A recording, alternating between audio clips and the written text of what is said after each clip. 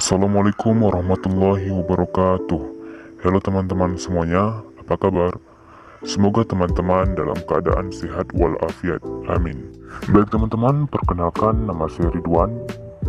Saya dari kelompok 9. Kebetulan kelompok 9 saya sendiri ya teman-teman. Sekolah MA Hidayatul Rahmah Cintai, kelas 11.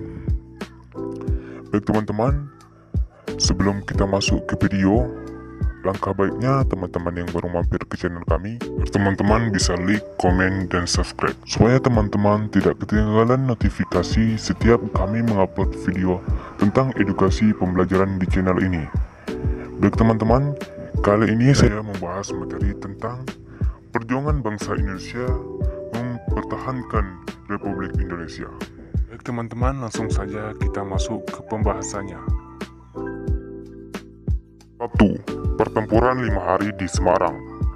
Pertempuran 5 hari di Semarang dikenal dengan istilah Pertempuran Limang Dina dalam bahasa Jawa. Adalah serangkaian pertempuran yang berlangsung antara rakyat Indonesia dan tentara Jepang. Pertempuran yang menjadi bagian dari sejarah kota Semarang ini terjadi pada tanggal 15 sampai 20 Oktober 1945. Waktu itu adalah masa transisi kekuasaan dari Jepang ke Belanda, dan seharusnya kekuasaan Jepang di Indonesia sudah berakhir.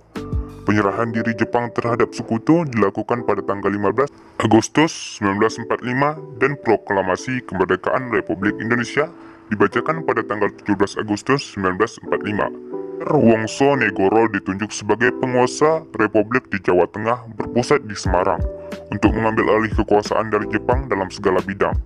Kemudian dibentuk Badan Keamanan Rakyat BKR yang terjadi Tentara Keamanan Rakyat BKR. Penyebab peristiwa 5 hari di Semarang. Peristiwa 5 hari di Semarang terjadi karena beberapa alasan yang menjadi pemicu hingga mencapai puncak berupa pertempuran selama 5 hari tersebut. Beberapa hal yang menjadi penyebab pertempuran 5 hari di Semarang yaitu kericuhan penyitaan senjata Jepang. Di beberapa wilayah, pelucutan senjata tentara Jepang dapat dilakukan tanpa kekerasan. Namun di Semarang justru terjadi kekacauan. Kido Butai, pusat ketentaraan Jepang di Jatingaleh, Semarang curiga bahwa senjata tersebut tidak akan digunakan untuk melawan Jepang. Kecurigaan itu tetap ada walaupun Mr. Wongsonegoro telah menjaminnya sebagai gubernur. Permintaan yang diulang untuk menyerahkan senjata hanya menghasilkan pengumpulan senjata-senjata yang sudah agak usang. Ketika sekutu mendaratan pasukan di Pulau Jawa, pemuda Semarang dan BKR semakin curiga. Dikhawatirkan bahwa Jepang akan menyerahkan senjata kepada sekutu dan Indonesia harus mendapatkan kesempatan menyita senjata tersebut. Sebelum sekutu mencapai Semarang, kondisi semakin memanas ketika tawanan Jepang yang dipindahkan dari Cipiring ke Bulu kabur dan bergabung dengan pasukan Kido Butai. Isu racun pada air minum.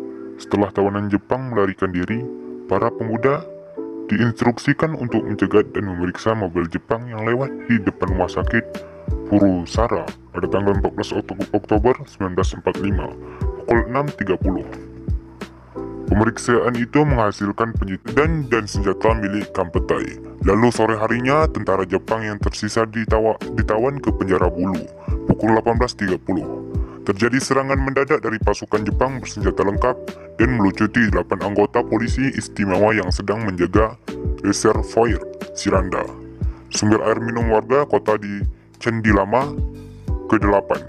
Anggota polisi dibawa ke markas Kido Butai di Jatingaleh. Kemudian tersebar kabar bahwa tentara Jepang sudah meracuni sumber air minum tersebut, yang membuat rakyat gelisah. Setelah itu, cadangan air di Candi Desa Wungkal tersebut adalah satu-satunya sumber air di Semarang.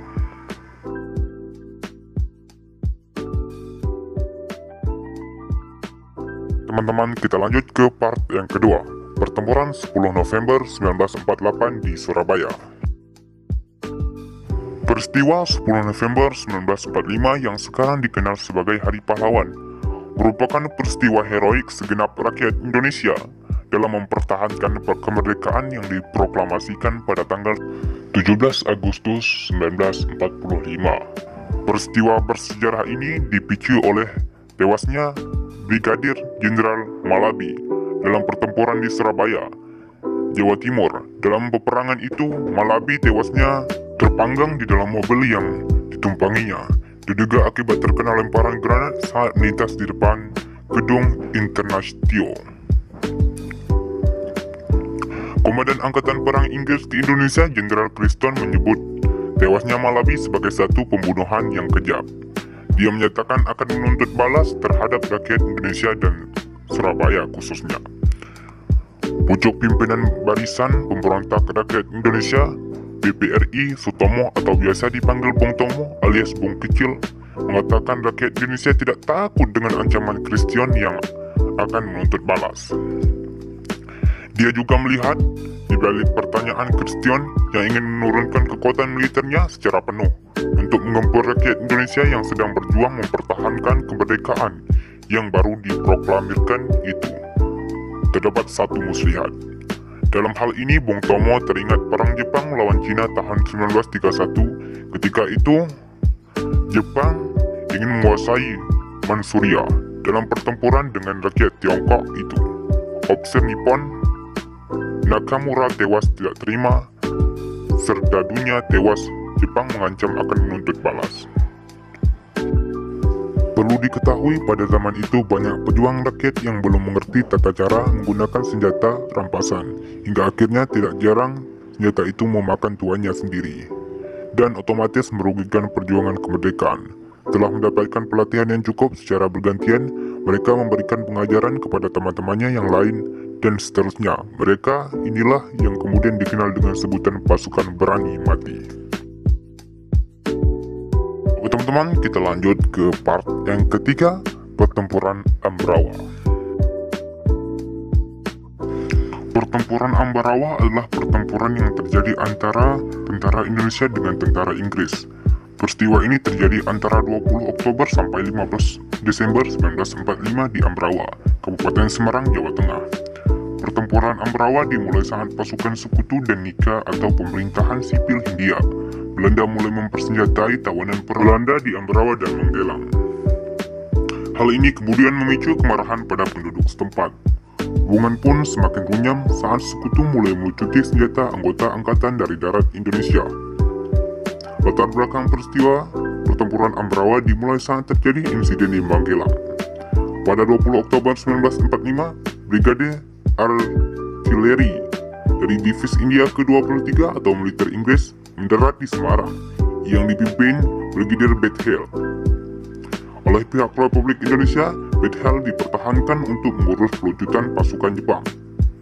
Ia juga diperbolehkan untuk melakukan evakuasi 19.000 interniran sekutu APW yang berada di kamp Banyu Biru Ambarawa dan Magelang. Tetapi ternyata mereka diboncengi oleh orang-orang Nika, Netherlands Indies Civil Administration, atau pemerintah sipil Hindia Belanda.